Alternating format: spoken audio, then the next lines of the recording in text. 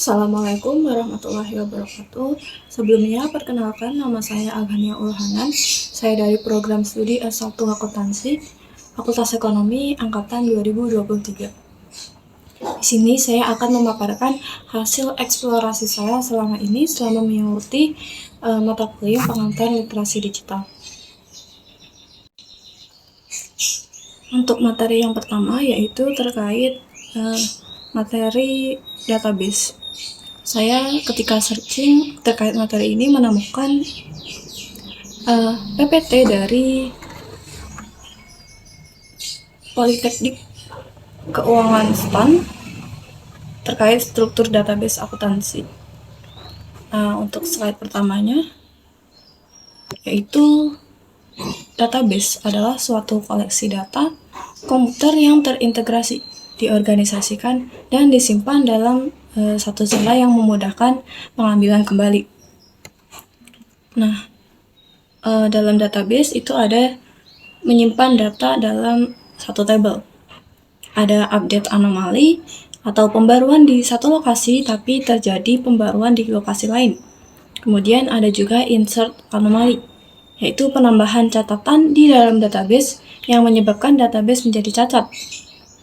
Kemudian yang terakhir ada delete anomali, yaitu penghapusan catatan yang mengakibatkan hilangnya seluruh data sebuah entitas. Nah, ini ada contohnya juga, menyimpan data dalam satu tabel.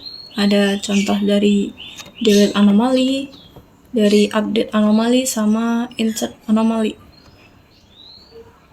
Terus ada juga memvariasikan jumlah kolom. Satu entitas dibuat satu baris data dengan penambahan kolom ke kanan tiap ada transaksi baru. Cara ini menjadi tidak efektif karena jumlah kolom menjadi banyak sekali. Nah, ini keuntungan dari database system. Ada data integration, data sharing, data independence, no data redundancy dan consistencies, ada analisis lintas fungsi. Terus ada relation database.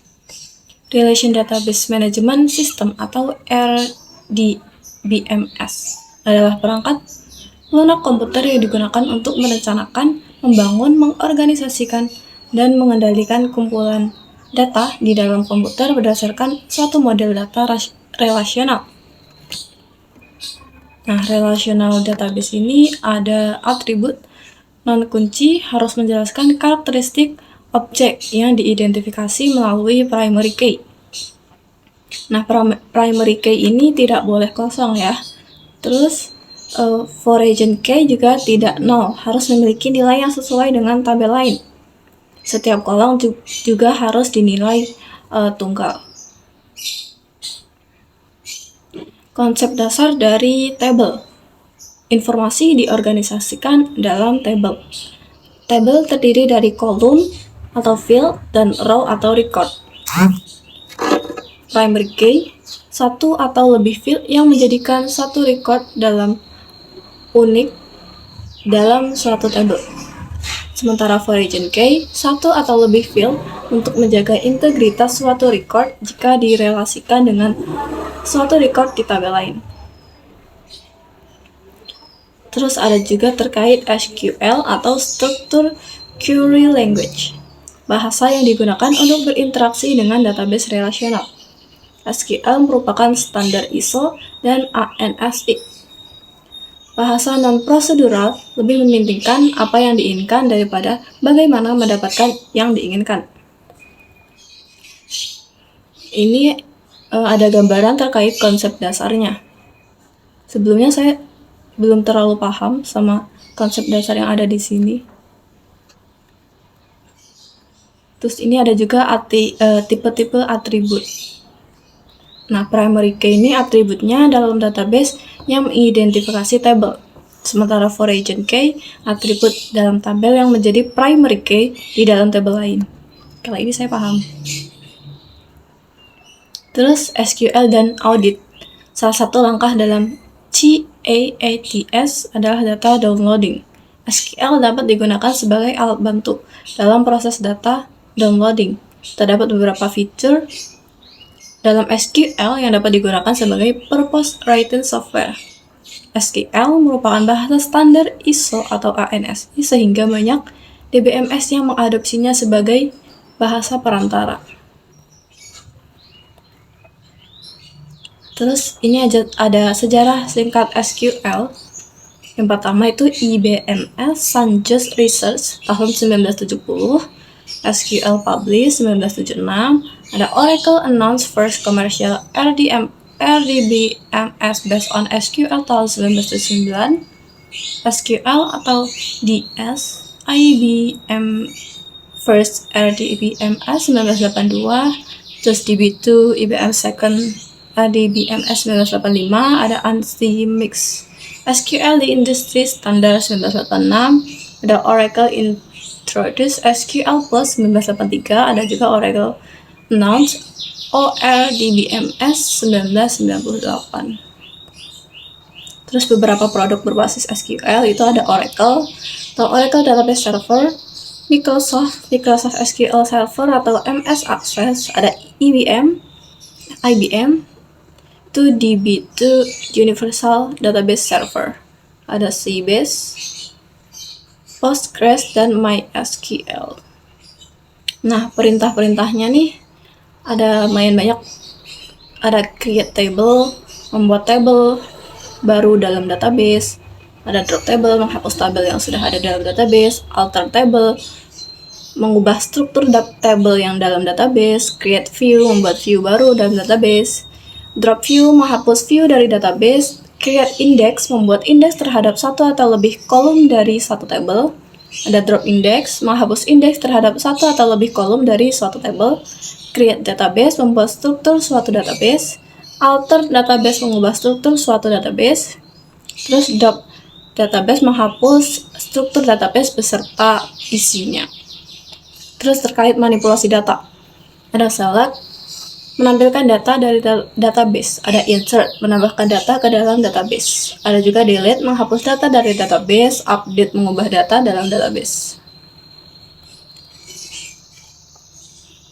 Terus ada juga terkait pengendalian akses, ada grant, memberi izin akses terhadap user atas suatu kegiatan dalam database, ada revoke, mencabut izin akses terhadap user atas suatu kegiatan dalam database. Terkait pengendalian transaksi, ada commit, menyetujui suatu perubahan atau penambahan suatu data. Ada rollback, membatalkan suatu perubahan atau penambahan suatu data. Ada set transaction, membatasi karakteristik suatu transaksi dalam database. Kemudian saya searching lagi dan saya menemukan salah satu presentasi di script.com ya, tapi isinya kurang lebih sama seperti yang punya PK Instant tadi.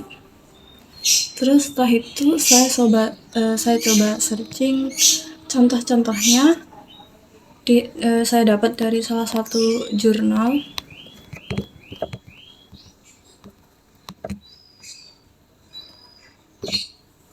Jurnalnya Perancangan Database Sistem Informasi Akuntansi Siklus Penjualan dengan menggunakan model relasi REE studi kasus pada PT Yudi Putra Medan. Nah, ini ada contoh-contohnya. Yang pertama tuh ada database, ada entitas-entitas terkait database.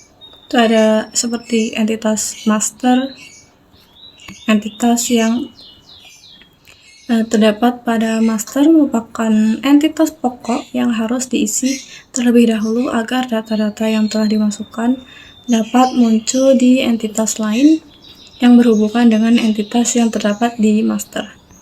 Nah, entitasnya ada entitas customer, sales, dan juga IMKI. Terus ada juga kemasan.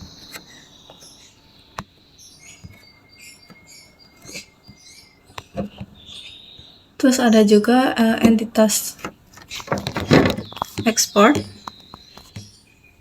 Entitas ekspor ini terdapat pada merupakan entitas lanjutan yang data-data Data-data yang sama akan muncul apabila kita sudah mengisi entitas-entitas yang terdapat pada entitas master. Nah, export ini ada order, ada shipping instruction, ada juga packing list, dan invoice. Ada juga ini gambar-gambarnya, jadi saya lebih lebih paham gitu setelah melihat gambarnya secara langsung. Oh, ternyata seperti ini database dalam suatu perusahaan. Kemudian untuk materi yang kedua yaitu terkait sistem informasi akuntansi yang sering digunakan oleh para akuntan. Ketika saya searching, saya menemukan dari salah satu blog di Google terkait aplikasi sistem informasi MIOP. Nah, akuntansi itu kan aplikasi sistem informasi akuntansi yang merupakan perangkat lunak atau software yang dibuat untuk memudahkan aktivitas dan pencatatan akuntansi dengan memanfaatkan konsep modularitas atas serangkaian aktivitas yang serupa.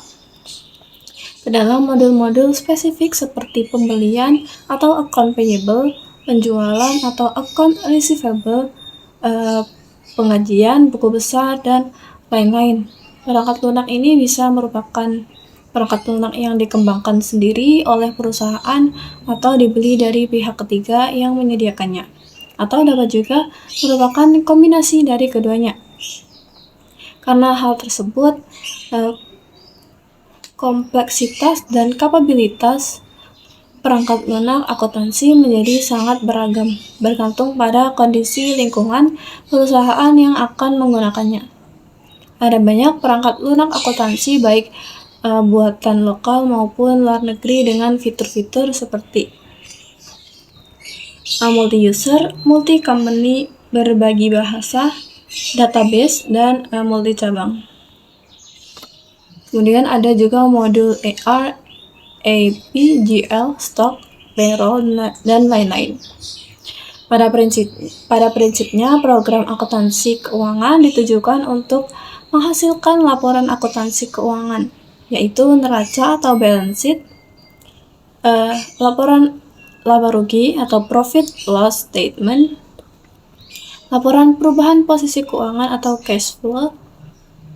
Untuk dapat menghasilkan laporan tersebut, langkah mendasar adalah menyusun perkiraan atau account atau ledger atau buku besar, di mana setiap ledger memiliki kode dan nama yang lazim digunakan serta memiliki pos-pos yang jelas dalam posisi laporan keuangan, seperti ledger untuk neraca, ledger untuk laba rugi, ledger untuk biaya pabrikasi, dan ledger untuk manufaktur atau pabrik. Perangkat lunak akuntansi tersebut sebagian besar tidak gratis. Harganya berkisar puluhan ribu sampai ratusan juta rupiah. Contoh dari perangkat lunak akuntansi berbayar yang terkenal yaitu MIOP. MIOP atau Minding Your Own Business merupakan paket program komputer untuk bidang akuntansi yang dibuat secara terpadu atau integrated software. Program dibuat oleh DataRex Software Ltd Australia. Kelengkapan fasilitas MIOP Accounting ditujukan dengan modul akuntansi yang dapat ditangani seperti berikut. Ada General Ledger, Checkbook, Sales, Purchase, dan Inventory. Perangkat lunak MIOP Accounting juga menawarkan para pemula membangun perancangan dan kapabilitas pemesanan, membuat stok dari berbagai bagian, dan otomatisasi penawaran, pembelian, atau juga pembangunan ketika item-item berjalan pada level paling bawah pada preset stock. Di balik kemudahan tampilan perangkat lunak MIOP Accounting mencatat 2 kali pemasukan transaksi accounting yang otomatisasi mengambil dari informasi bisnis. Pengisian dikenal dalam form, screen seperti cek atau faktur, dan catatan tercetak. Drill down menggunakan panah ke kiri dari transaksi untuk pencatatan lebih detail. Hal ini sama seperti sistem help yang dapat diakses dari setiap screen untuk membantu ketika memerlukan informasi lain. Kemudian materi yang ketiga yaitu terkait AI atau kecerdasan buatan. Ketika saya sedang bereksplorasi, saya menemukan salah satu modul terkait kecerdasan buatan yang dibuat oleh Fakultas MIPA Universitas Negeri Makassar.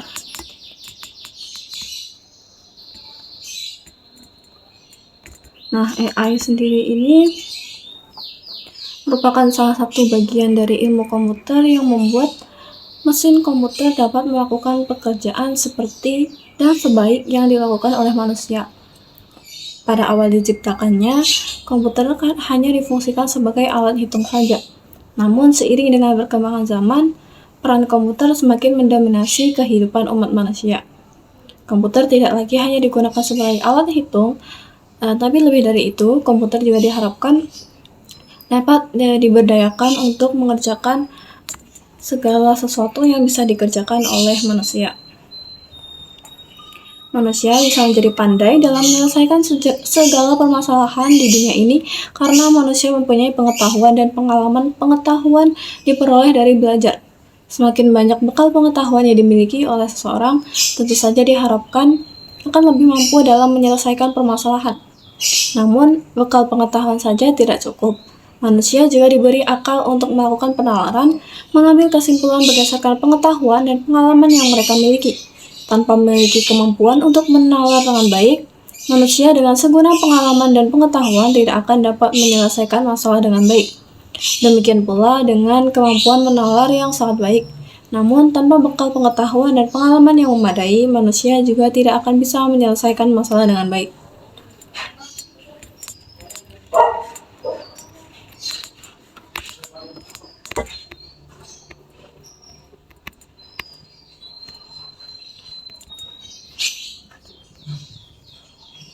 Nah, jika dibandingkan dengan kecerdasan alami atau kecerdasan yang dimiliki oleh manusia, kecerdasan buatan memiliki beberapa keuntungan secara komersial. Antara lain, kecerdasan buatan lebih bersifat permanen. Kecerdasan alami akan cepat mengalami perubahan. Hal ini dimungkinkan karena sifat manusia yang pelupa. Kecerdasan buatan tidak akan berubah sepanjang sistem komputer dan komputer tidak mengubahnya. Kecerdasan buatan lebih mudah diduplikasi dan disebarkan. Mentransfer pengetahuan manusia dari orang ke orang lain membutuhkan proses yang sangat lama, dan juga suatu keahlian. Itu tidak akan pernah dapat diduplikasi dengan lengkap. Oleh karena itu, jika pengetahuan terletak pada suatu sistem komputer, pengetahuan tersebut dapat disalin dari komputer tersebut dan dapat dipindahkan dengan mudah ke komputer lain. Kecerdasan buatan juga lebih mudah dibandingkan dengan kecerdasan alami. Dalam menyediakan layanan komputer akan lebih mudah dan lebih murah dibandingkan harus mendatangkan seseorang untuk mengerjakan sejumlah pekerjaan dalam jangka waktu yang sangat lama. Kecerdasan buatan bersifat konsisten. Hal ini disebabkan karena kecerdasan buatan adalah bagian dari teknologi komputer, sedangkan kecerdasan alami akan senantiasa berubah-ubah. Kecerdasan buatan juga dapat didokumentasi. Keputusan yang dibuat oleh komputer dapat didokumentasi dengan mudah dengan cara melacak setiap aktivitas dari sistem tersebut. Kecerdasan alami sangat sulit untuk direproduksi. Kecerdasan buatan juga dapat mengerjakan pekerjaan lebih cepat dibandingkan dengan kecerdasan alami. Kecerdasan buatan juga dapat mengerjakan pekerjaan lebih baik dibandingkan dengan kecerdasan alami.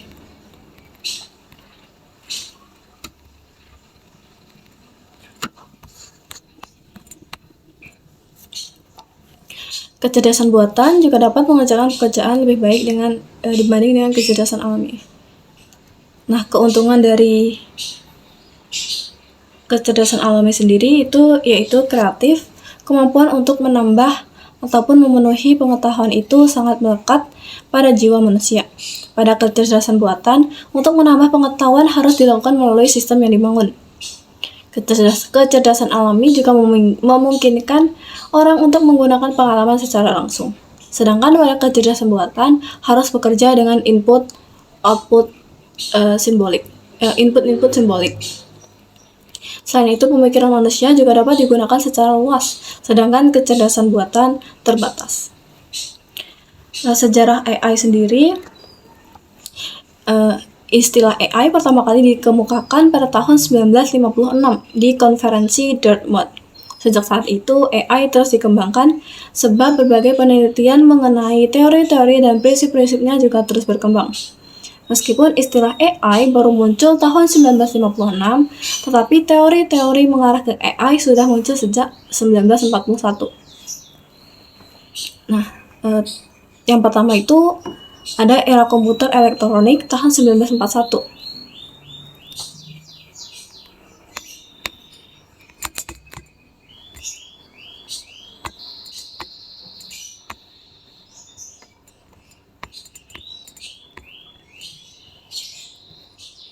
Pada tahun 1949, berhasil dibuat komputer yang mampu menyimpan program sehingga membuat pekerjaan untuk memasukkan program menjadi lebih mudah. Penemuan ini menjadi dasar pengembangan program yang mengarah ke AI. Kemudian ada juga masa persiapan AI tahun 1943 sampai 1956. Pada tahun 1943, Warren McCulloch dan Walter Pitts mengemukakan 3 hal pengetahuan fisiologi dasar dan fungsi sel syaraf dalam otak, analisis formal tentang logika proporsi, dan teori komputasi Turing. Mereka berhasil membuat suatu model syaraf tiruan di mana setiap neutron digambarkan sebagai on dan off. Pada tahun 1950, Norbert Wiener membuat penelitian mengenai prinsip-prinsip teori feedback. Contoh yang terkenal adalah thermostat. Penemuan ini juga merupakan awal perkembangan AI. Pada tahun 1956, John McCarthy meyakinkan Minsky dan Nathaniel untuk membantunya melakukan penelitian dalam bidang automata, jaringan sel syaraf, dan pembelajaran intelijensia. Mereka mengerjakan proyek ini selama 2 bulan di Dartmouth. Hasilnya adalah program yang mampu berpikir non-numerik dan menyelesaikan masalah pemikiran yang dinamakan prinsiplah matematika. Hal ini menjadikan McCarthy disebut sebagai father of AI atau bapaknya AI. Terus awal perkembangan AI itu tahun 1952 sampai 1969. Pada tahun-tahun pertama perkembangannya, AI mengalami banyak kesuksesan. Diawali dengan kesuksesan Newell dan Simon dengan sebuah program yang disebut dengan General Problem Solver. Program ini dirancang untuk memulai penyelesaian masalah secara manusiawi. Pada tahun 1958, McCarthy di MIT Lab Memo nomor 1 mendefinisikan bahasa pemrograman tingkat tinggi, yaitu LISP.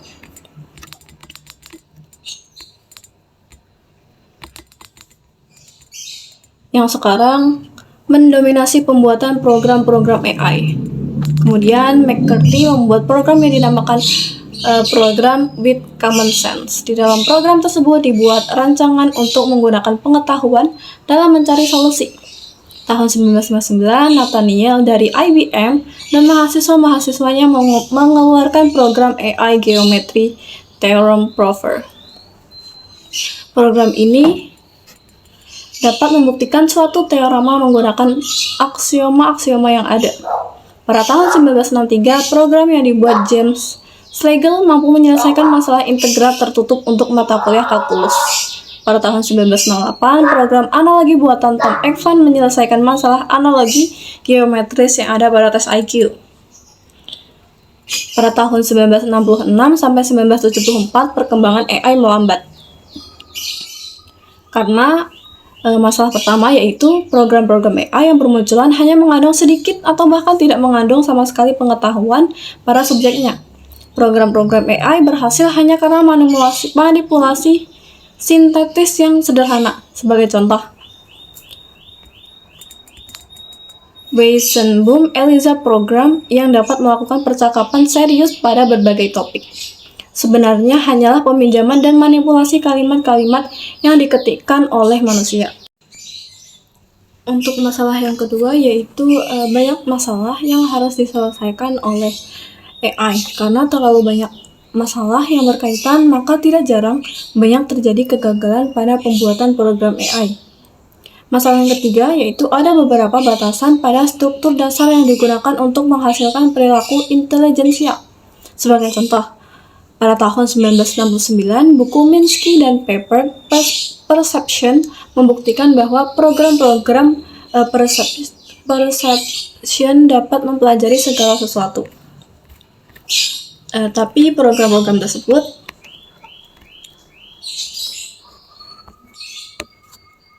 hanya mempresentasikan sejumlah kecil saja. Sebagai contoh, dua masukan perceptrons yang berbeda tidak dapat dilatihkan untuk mengenali kedua masukan yang berbeda tersebut. Tahun 1969 sampai 1979, sistem berbasis pengetahuan. Pengetahuan adalah kekuatan pendukung AI. Hal ini dibuktikan dengan program yang dibuat oleh Ed Feigenbaum, Bruce Buchanan, dan Joshua Lederberg yang membuat program untuk memecahkan masalah struktur molekul dari informasi yang didapatkan dari spektrometer massa. Program ini dinamakan Dendral program yang berfokus pada segi pengetahuan kimia. Dari segi diagnosis, media juga sudah ada yang menemukannya, yaitu Saul Amarel dalam proyek Computer in Biomedicine. Proyek ini diawali dari keinginan untuk mendapatkan diagnosa penyakit berdasarkan pengetahuan yang ada pada mekanisme penyebab proses penyakit. Tahun 1980 sampai 1988, AI menjadi sebuah industri. Industrialisasi AI diawali dengan ditemukannya expert system atau sistem pakar yang dinamakan L1 yang mampu mengkonfigurasi sistem-sistem komputer baru. Program tersebut mulai dioperasikan di Digital Equipment Corporation atau DEC. McDermott pada tahun 1982. Pada tahun 1986, program ini telah berhasil menghemat 40 juta US dollar per tahun. Pada tahun 1988, kelompok AI di DEC menjalankan 40 sistem pakar. Hampir semua perusahaan besar di USA mempunyai divisi AI sendiri yang menggunakan ataupun mempelajari sistem pakar. Booming industri AI ini juga melibatkan perusahaan-perusahaan besar seperti Carnegie Group, Inference, Intellect Corp, dan Technology yang menawarkan software tools untuk membangun sistem pakar. Perusahaan hardware seperti LESP dan Machine, Texas Instruments, Symbolics, dan Xerox juga turut berperan dalam membangun workstation yang dioptimasi untuk membangun program LESP. Sehingga perusahaan yang sejak tahun 1982 hanya menghasilkan beberapa juta US dollar per tahun meningkat menjadi 2 miliar US dollar per tahun pada tahun 1988.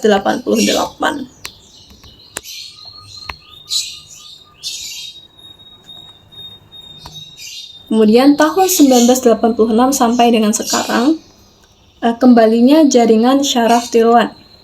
Meskipun bidang ilmu komputer menolak jaringan syaraf tiruan setelah diterbitkannya buku Perceptrons, Minsky dan Paper, tetapi para ilmuwan masih mempelajari bidang ilmu tersebut dari sudut pandang yang lain, yaitu fisika. Pada tahun 1985, sedikitnya 4 kelompok riset mengemukakan kembali algoritma belajar propagasi balik atau back propagation learning. Algoritma ini berhasil diimplementasikan ke dalam bidang ilmu komputer dan psikologi. Kemudian AI di masa depan.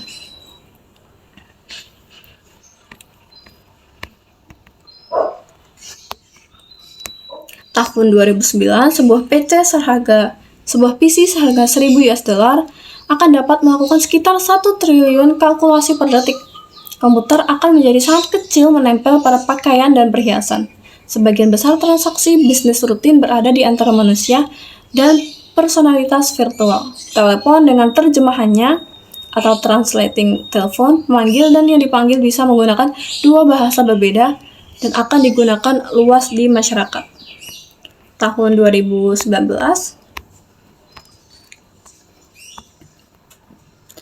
PC seharga 1000 US dollar akan setara dengan kemampuan komputasional otak manusia. Komputer semakin mudah dioperasikan, tidak terlihat dan menempel di mana saja. Virtual reality sudah dalam 3 dimensi. Sebagian besar interaksi dengan komputer sudah melalui isyarat tubuh atau gestur, dan komunikasi ucapan bahasa dua arah. Lingkungan realistis yang mencakup segala hal, audio, visual, dan fisik, membuat manusia mampu melakukan sesuatu secara virtual dengan manusia lain meskipun ada batasan secara fisik.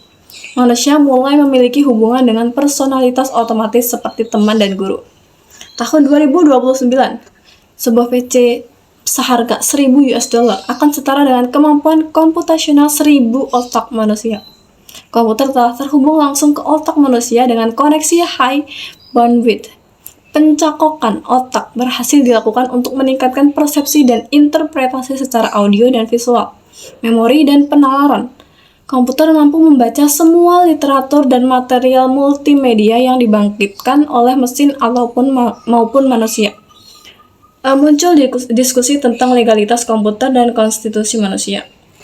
Tahun 2049, makanan yang diproduksi menggunakan nanoteknologi mulai digunakan secara umum. Makanan tersebut mempunyai komposisi gizi yang baik, mempunyai rasa dan tekstur yang sama dengan makanan organik. Tahun 2072, picoengineering atau teknologi pada skala pikometer atau 10⁻12 meter berhasil diaplikasikan di dunia nyata. Tahun 2099, ada kecenderungan kuat untuk membuat gabungan antara pemikiran manusia dengan kecerdasan mesin. Tidak ada lagi perbedaan yang jelas antara manusia dan mesin. Sebagian besar entitas tidak mempunyai kehadiran fisik yang permanen.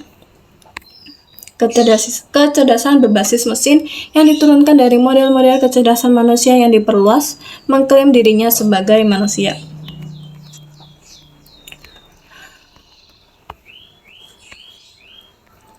Beberapa contoh dari aplikasi AI. Ada game playing, sistem bahasa alami, sistem perancangan dan pembuatan CAD atau CAM. Ada juga sistem pakar reparasi perangkat keras, manajemen data cerdas, sistem otomatisasi kantor, analisis kecerdasan militer, kendali dan pemanggilan informasi disk video, kendali robot, analisa program komputer, diagnosis penyakit, konfigurasi komputer, ramalan senyawa kimia, sistem ucapan, sistem pakar operator komputer, bahkan manajemen kendali senjata.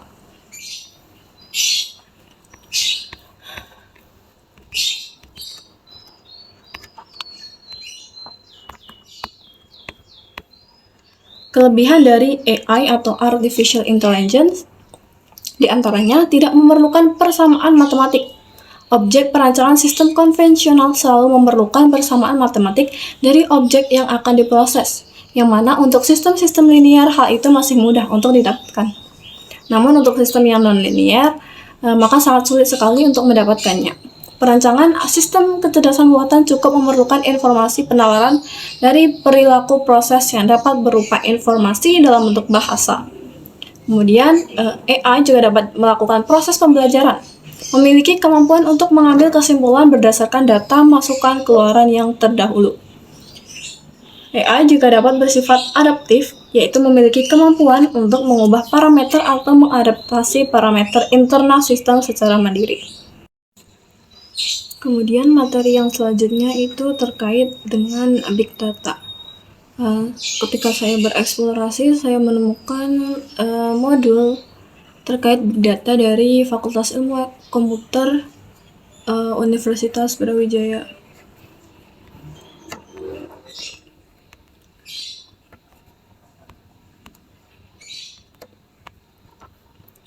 Nah, Big Data itu berdasarkan modul ini mirip dengan small data, namun ukurannya jauh lebih besar. Sebenarnya masih banyak perdebatan tentang apa itu Big Data.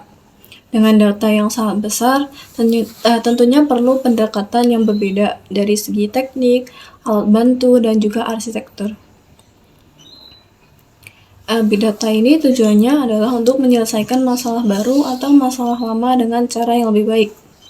Big data juga memberikan nilai dari penyimpanan dan pemrosesan dari kuantitas sangat besar yang tidak bisa dianalisis dengan teknik komputasi tradisional.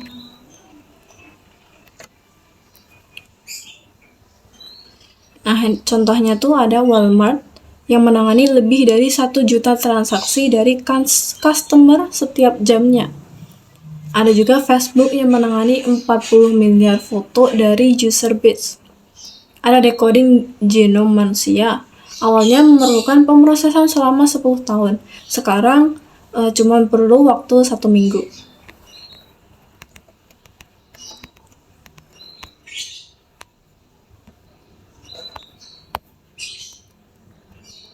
Nah,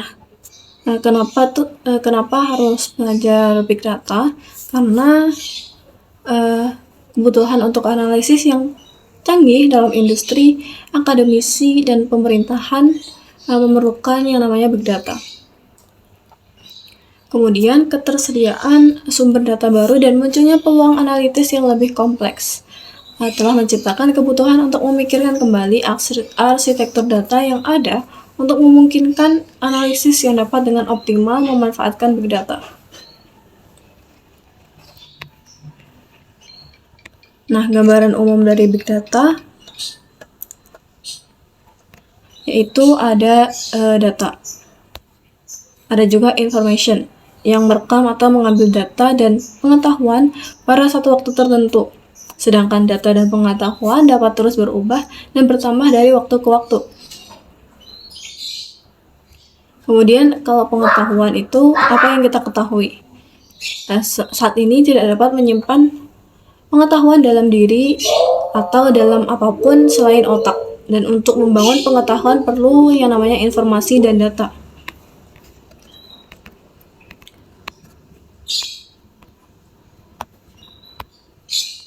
Gambaran umum dari Big Data.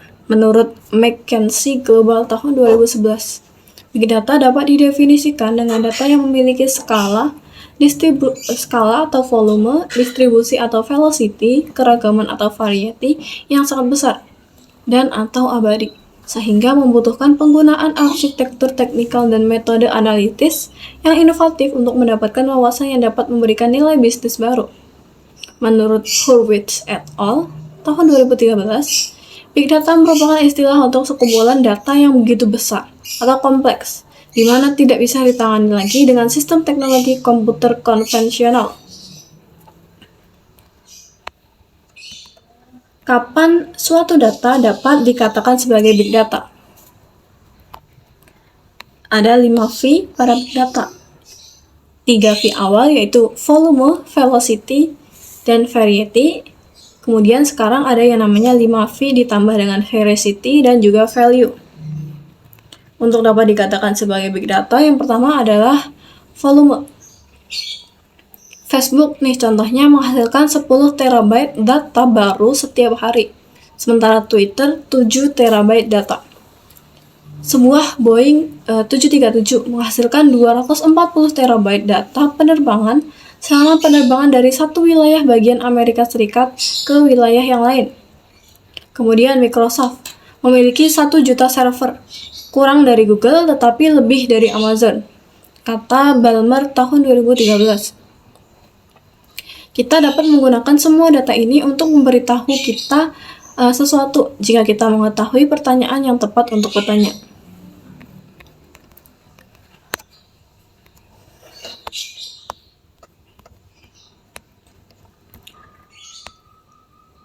Kemudian ada untuk dikatakan sebagai big data harus memiliki velocity, kecepatan data yang masuk per jam, per detik, dan lain-lain, ke ekstrim, dan transfer data yang dapat menangkap apa saja yang dilakukan oleh jutaan atau lebih pengguna yang dilakukan saat ini.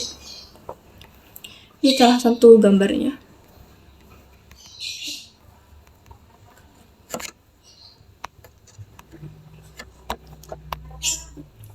Kemudian harus memiliki variety, kumpulan dari berbagai macam data, baik data yang terstruktur, semi-terstruktur, maupun data tidak terstruktur, bisa dipastikan lebih mendominasi.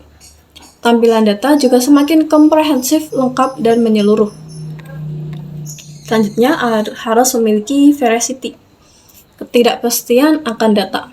Bisnis proses rawan akan kesalahan tergantung datanya. Bagaimana suatu data dapat dipercaya mengingat keandalan sumbernya.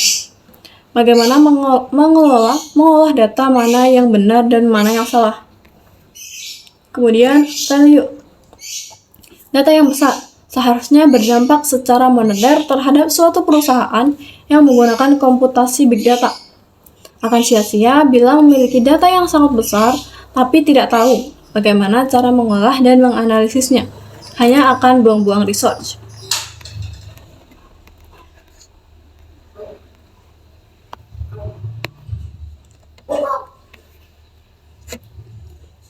Ekosistem dari big data, ada data device, data collectors, data aggregators, atau kompilasi informasi dari database dengan tujuan untuk mempersiapkan data set gabungan untuk pengolahan data. Ada data users atau data buyers.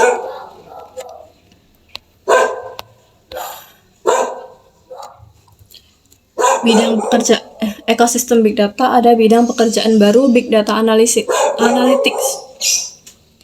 Deep Analytical Talent atau data scientist memiliki bakat analitis yang mendalam atau ilmuwan data. Orang-orang dengan latar belakang yang kuat dengan algoritma sistem cerdas atau matematika terapan atau ekonomi atau ilmu pengetahuan lainnya melalui inferensi data dan eksplorasi. Ada data savvy profesional, para profesional data cerdas.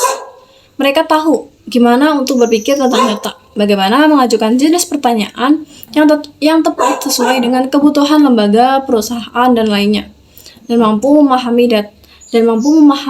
dan mengklarifikasi jawaban hasil analisis yang mereka terima. Teknologi dan data enable mampu memberikan dukungan integrasi antara data dengan teknologi yang sesuai dan yang paling berkembang saat ini.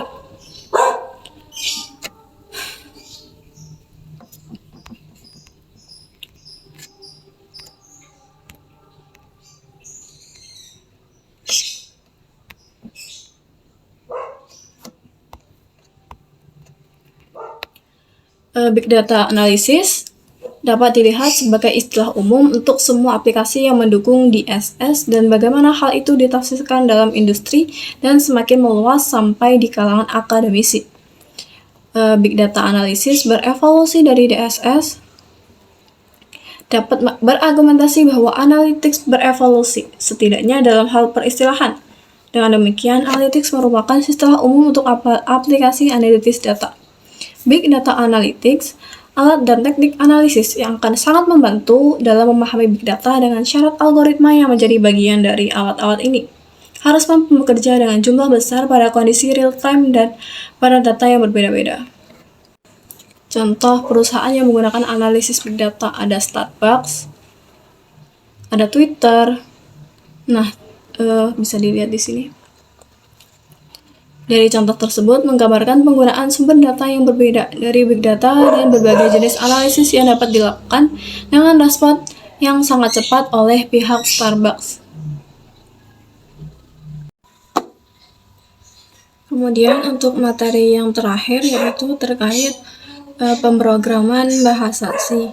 Untuk materi ini saya mengeksplornya hanya berdasarkan dari modul MKWU pengantar literasi digital yang sebelumnya sudah diberikan oleh Bapak dosen Bapak Ade Andri Hendriadi.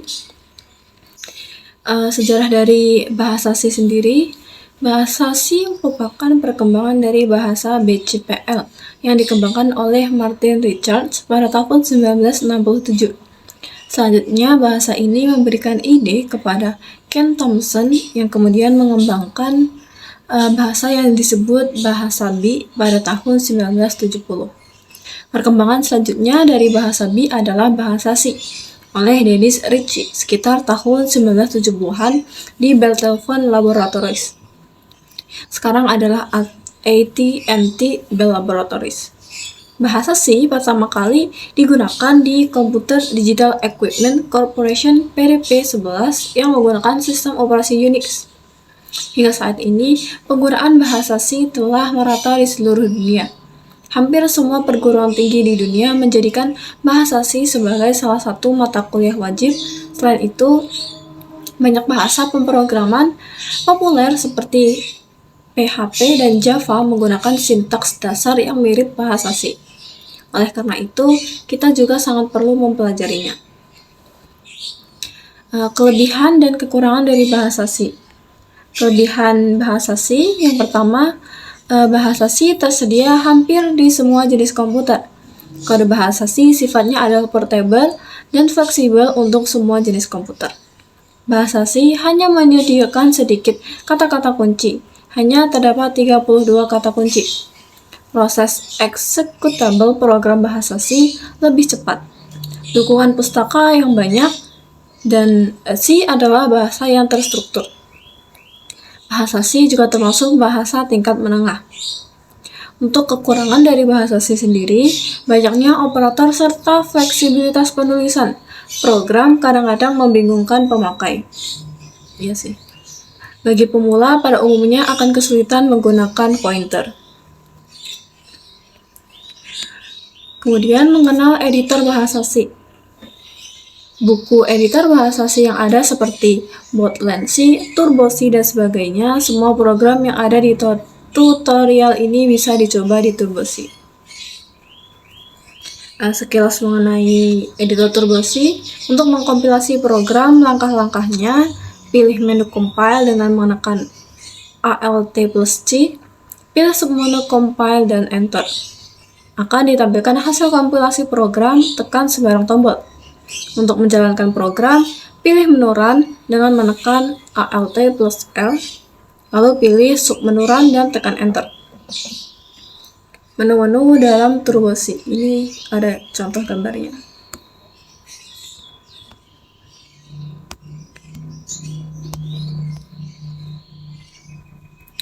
Keterangannya itu ada File, terdiri dari New untuk memulai program baru, ada Open untuk mengambil atau membuka program, Save untuk menyimpan file program, Save As untuk menyimpan file program, Save All untuk menyimpan seluruh file program, Change Dir untuk mengubah directory, Print untuk mencetak program, Docell untuk menuju ke Docell, Quit untuk keluar dari Turbo C.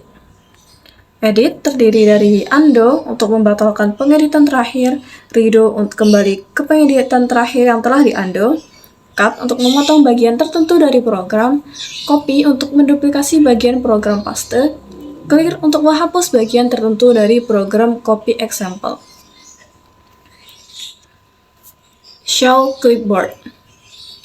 Search terdiri dari Find, Replace, Search Again, Previous Error, Next Error, Locate Function.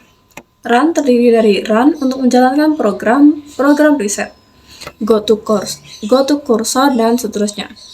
Compile terdiri dari Compile untuk mengkompilasi program Make, Link, Build, All, dan seterusnya. Debug terdiri dari Inspect, Evaluate atau Modify, dan seterusnya. Project terdiri dari Open Project, Close Project. Option terdiri dari Application, Compiler, Transfer, dan sebagainya.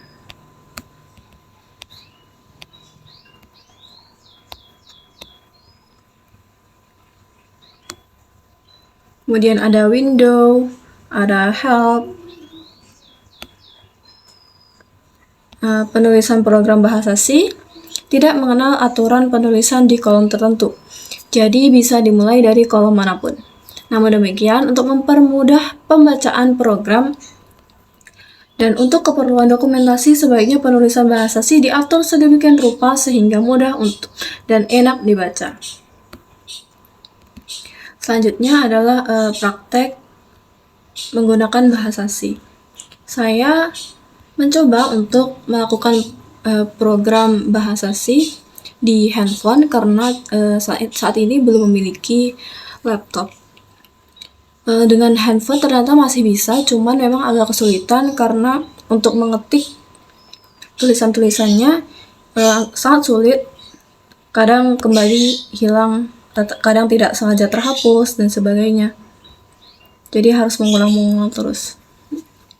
Dalam praktek ini saya bingung sebenarnya konsepnya gimana. Cuman setelah mengingat-ingat penjelasan dari Bapak Ade kemarin terkait program ini, saya mencoba untuk mengikuti step-stepnya dengan mengisi nama. Karena saya mencoba untuk membuat biodata, jadi saya mencoba memasukkan seperti nama, tempat lahir, tanggal lahir, alamat, nomor, agama, jenis kelamin. Saat jalan sempat hanya keluar nama saja, ternyata setelah di enter keluar semua datanya. Sempat juga mengalami error karena ternyata salah ketik dan langsung muncul kesalahannya di bagian outputnya. Selain itu tidak ada kendala lagi sih. Untuk praktik ini lumayan lancar, tidak terlalu ada kendala.